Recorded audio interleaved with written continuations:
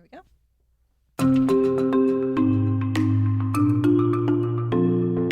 Welcome to the WRAL Daily Download. I'm Grace Holland. The finances and leadership at St. Augustine's University continue to face scrutiny as it awaits a decision on the university's accreditation. WRAL News obtained audits from 2022 and 2023 that reveal issues with the school's finances. WRAL's Destinee Patterson read through those documents and joins me. Destinee, thanks for being here. Yeah, thanks for having me.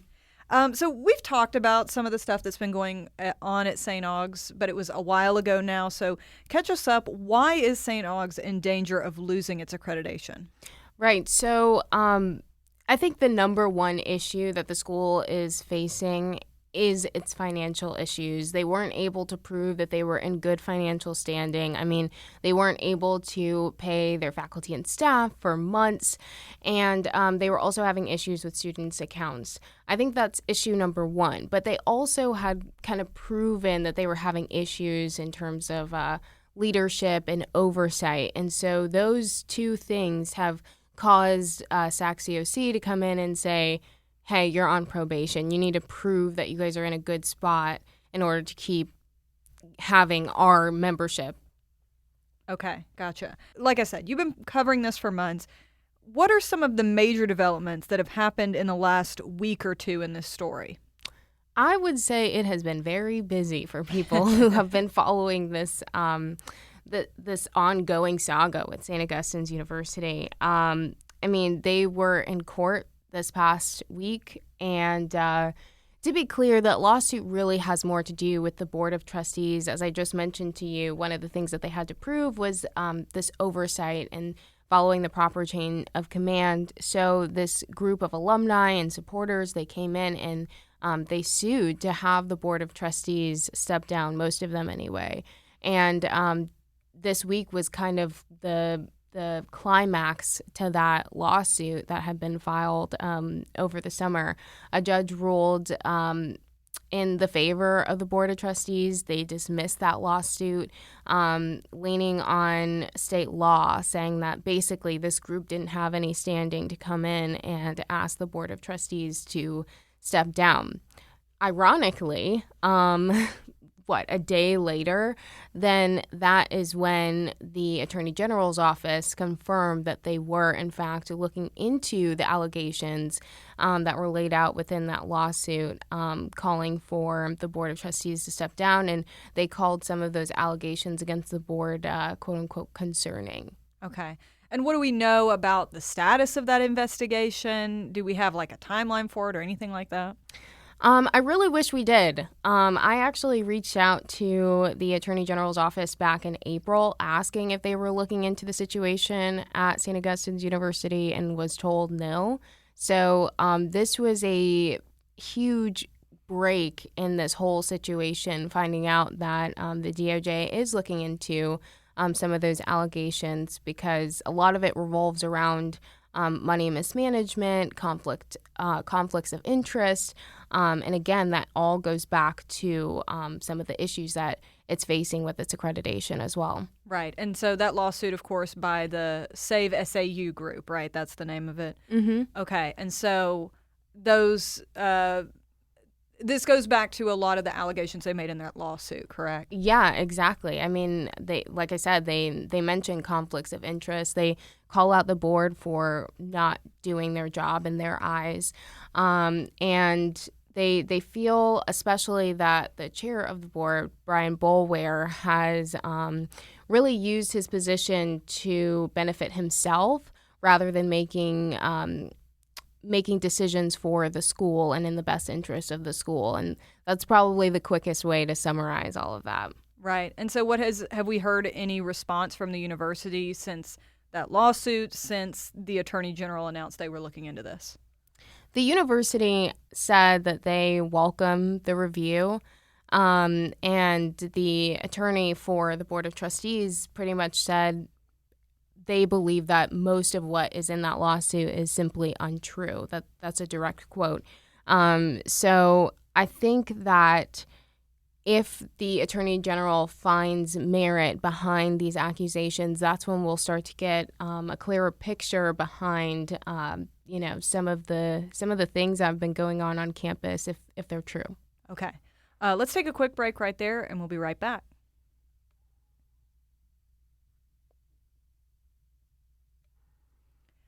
Destinee, how did you find out about these audits of St. Augustine's, and how long have you been trying to get a look at them?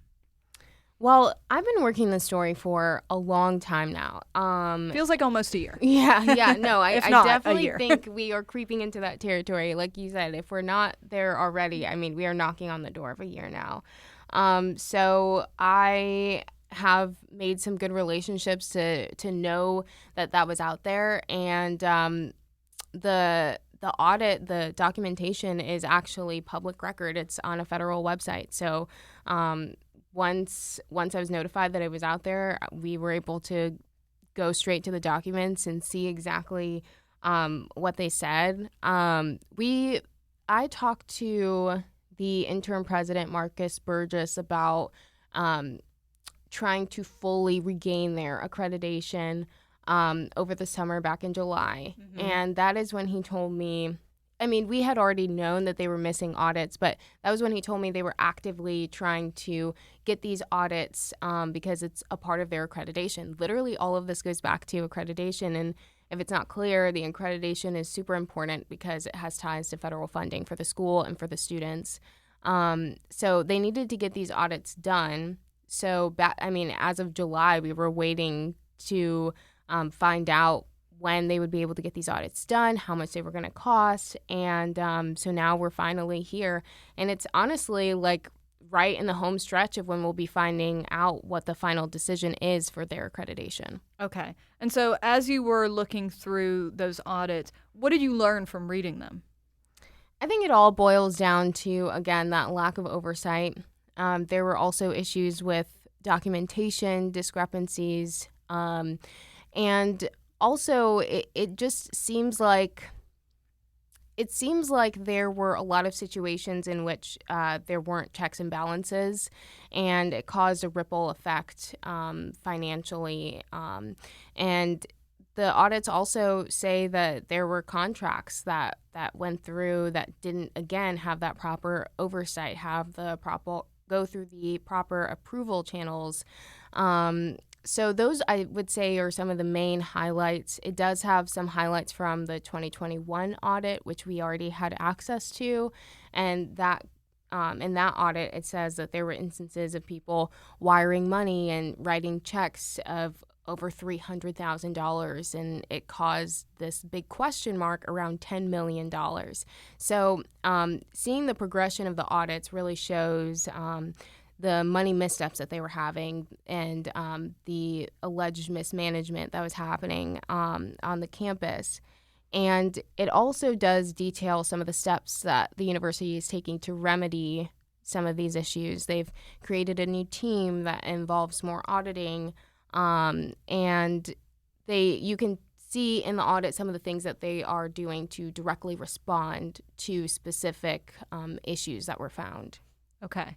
And so what does this tell us, if anything, about the future of the university's accreditation since that decision's coming up soon? I mean, in the audit documents, it literally says that the university leadership is confident that they're now in compliance and that they will be successful in their reaffirmation process. So those are the words of university leadership from the auditing documents themselves. It sounds like they're really optimistic about the next steps. They have always said that they're going to have a spring semester, and I guess we just wait until next month to find out the official ruling from SAC-COC. Right. Any other thoughts as you've been covering this story for quite a while on just where we're at in this saga? Well, if I've learned anything, it's that there's always more to come with this story. So I think that while the audit findings and the court ruling and the AG investigation, these are all major developments, I think that over the next month or so, we're going to continue to find out new things, and hopefully get more insight into the direction that the university wants to go from here. Okay, well, we will be on top of it, and we know you'll be following it closely. Thank you so much, Destinee. And thank you for listening to the WRAL Daily Download. Another great way to get WRAL news is the Morning Briefing newsletter. It's a daily email with news, events, and headlines to help you get ready for the day. Sign up at WRAL.com/newsletter.